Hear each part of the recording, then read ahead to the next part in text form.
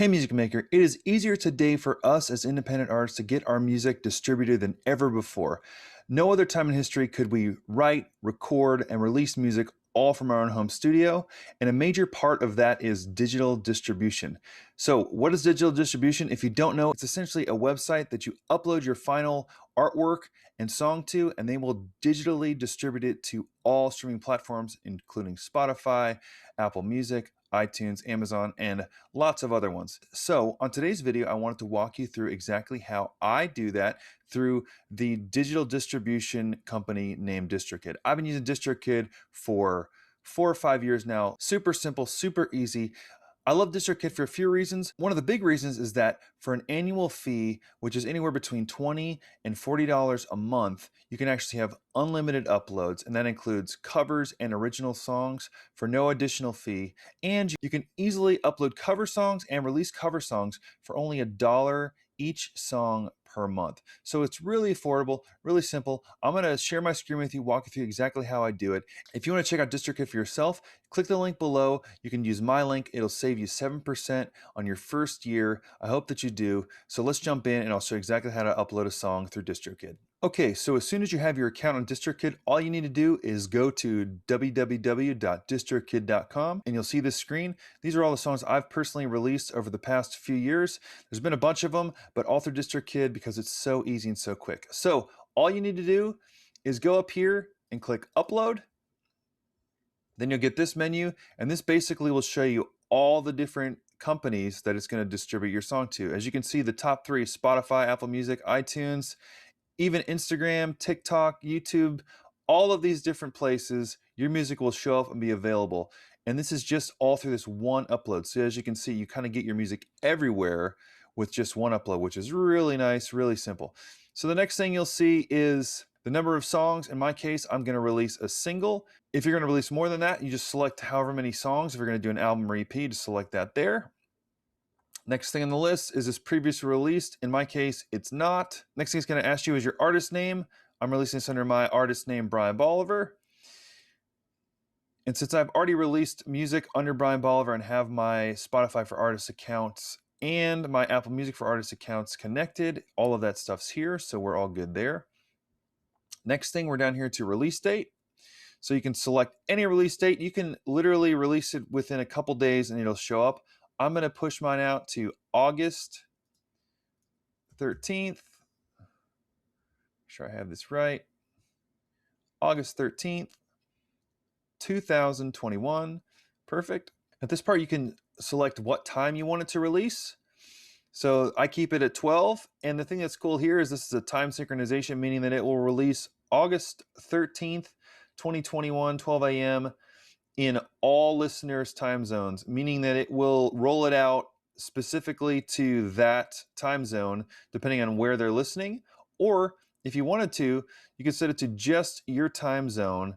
That way they can listen to it in all other countries, but it'll be different times for them. But I like to keep it as default. That way it rolls out first thing on the 13th, wherever they're listening from.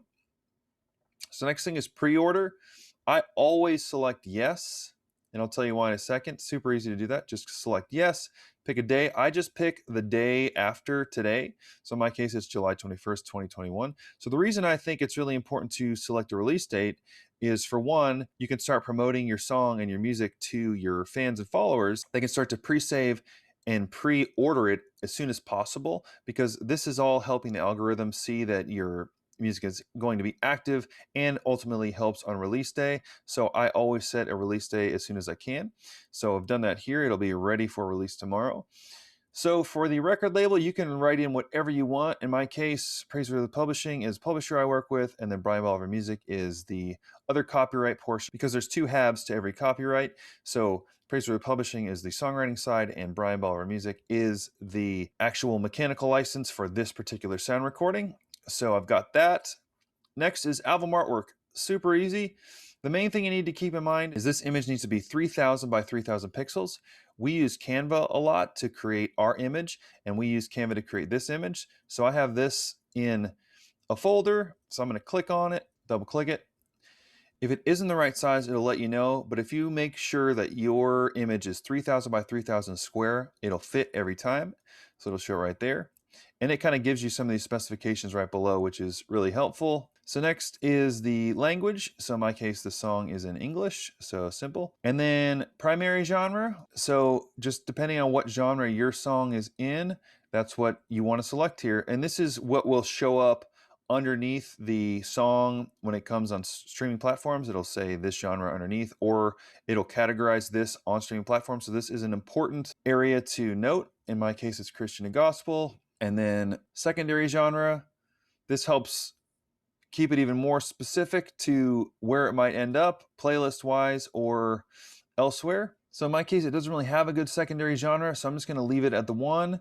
And this is the only one that shows up anyway, so it's totally okay. Once you come down to this next section, then you're already at the track upload part. So here is where you type in your track title. So the title of this song is Highest Praise.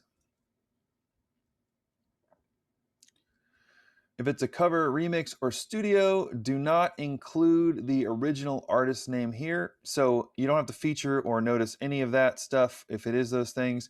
All you want to do is put the name of the song here. You don't want to put anything else. You don't want to include any of these things, because the more information you put in that is not a part of what they're looking for, the more likely it is to get rejected. So I've never had an issue with that, and I've always just kind of followed the rules. Just make sure your spelling is good.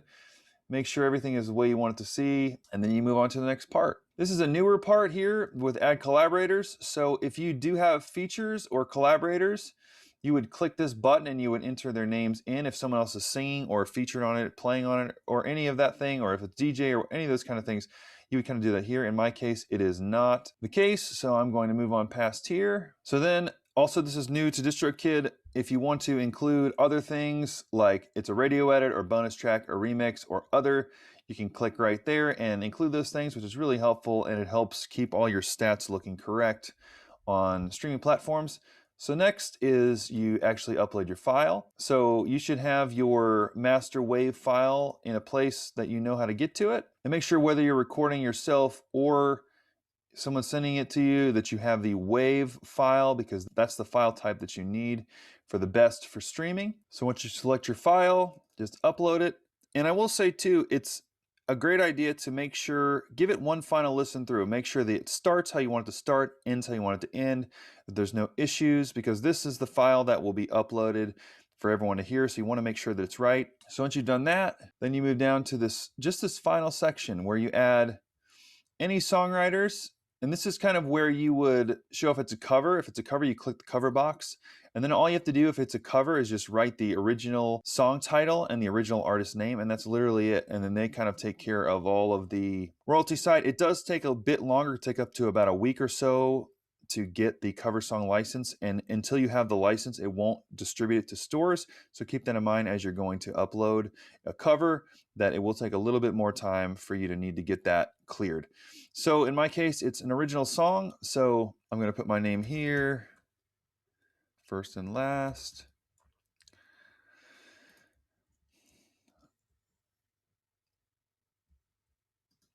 I'm going to add some additional songwriters because I wrote this with my friend. So once you've included your co-writers' names, and if you don't have any co-writers, that's totally great. You just include your name there. Next section down, explicit lyrics. In my case, no. Is this a radio edit? No. For me, instrumental, no. This song has lyrics. Next thing, preview clip on streaming services. So preview clip start time. So I always just let streaming services decide. That way it'll have more of the song, and usually it will determine exactly how it shows up, but I just let them decide. Also with track price, now for the few services that actually still allow you to purchase music, you can select your track price. I keep it at 99 cents just because I do. So the next thing here is all of these in this kind of last category are some additional add-ons that you can pay more for. So the YouTube Content ID, which basically means that you can track your sales and streams through YouTube. You can kind of look more into that if it's a good fit for you. Store Maximizer, meaning that it will basically add your song to stores as they become added to DistroKid's distribution chain. So I do not do that one. Social phone number, if you follow any artists and they offer a phone number and say, hey, call me or text me on my personal line, that is usually some sort of extra number, and DistroKid will allow you to actually have a number. So you just have to pay $12, $13 a month for that. I am not going to do that this time, but it'll show you what numbers you can have there, which is pretty cool. And then Shazam and iPhone. So this will allow when people ask Siri, whose song is this playing, it will actually tell you who it is. Now, something interesting is that I have Shazam show up my Apple Music for Artists stats that get sent to me. However, I've never actually clicked this button, so that's a bit of a mystery to me, so I never click it. Title Masters is meaning that they will master it, I believe, specifically for Tidal, which is one of the streaming services, so I never picked that one. Same thing for this. It will do some sort of Dolby mastering. I'm assuming surround sound, never done that. Leave a legacy. Basically, this means that if you pay $29 for the song, whether you decide to renew your annual subscription to DistroKid or not, your song will remain on all streaming platforms. And you can actually come back at any time, I believe, and select these after the fact and add on. So if you decide that you're not going to continue your DistroKid and you want to keep it on DistroKid or not move it to another distributor, you can actually come back and select this option, and then you will not have to lose your song. So down here at the bottom, this is the final section. This is basically just meaning that you've read and received their terms. So you just kind of click yes to all these. I've selected YouTube Music as a store, so I won't email DistroKid when my song shows up on YouTube. Understand. I've recorded this music and unauthorized, so yes. Authorized to sell, it's an original work, yes. I'm not using other artists, so this is actually your song, yes. I have read and agreed, yes. So now that we clicked all of these boxes, we just hit done. It will verify and it'll run through. It only takes a second. It has to kind of just make sure you checked everything and everything looks good. And after you upload, you'll start receiving a couple emails that DistroKid will say, good news, your artwork's approved. Good news, your audio is approved. And then you're good to go. So that's it. Once it's done, now your song is here and it'll show you your release date and all your stats.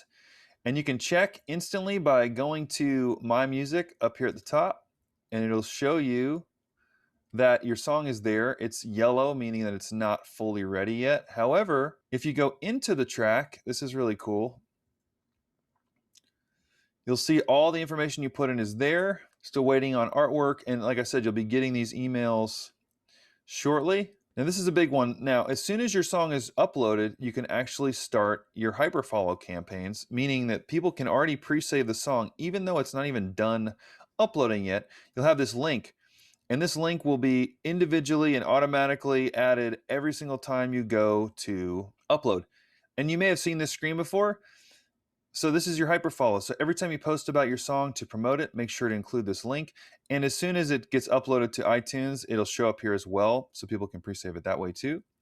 So that's really awesome, and that's a unique, hyperfollow is unique to DistroKid, which I think is a really great tool to make sure that your songs are getting pre-saved and pre-ordered. And that's it. And one other thing that I wanted to show you, since this is a co-write, so now that I put in information there, I'm going to go up here to splits, and you go to this page. And if this song is written by yourself, you don't have to worry about this, but I'm going to go down to the song title. It's all in alphabetical order for all the songs. So here is Highest Praise, Brian Bolivar. So I'm going to go in here. And basically what you do at this point is you will add in your co-writers. And I did that on the initial screen, but that is for the stats. So all you do is click on a writer. You add their email address and the percentage. And then you click done at the end, and that's it. And then you've given your co-writers credit on the release. So that way, when the song streams are generated, it will send them an email. And if they've signed up for DistroKid, this is an automatic thing. But if they need to sign up, that's the way to collect the royalties. But they can do that simply and easily. And that's it. And now the song is fully ready for release. So now we've walked through the entire process of how to upload your song. All you need to have is your WAV file and your 3000 by 3000 artwork. Like I said, we create these in Canva. You can have someone design it for you. However you get there, those are the only two pieces of information you need, and then you fill out that simple form. It'll take you about 5 minutes, and then your song will be distributed to the entire world, ready to stream. So I hope that helps. Again, if you click the link below and you want to check out DistroKid, use my link. You'll get 7% off your first year. Don't forget to subscribe, hit the bell icon, go make some music, and we'll see you on the next video.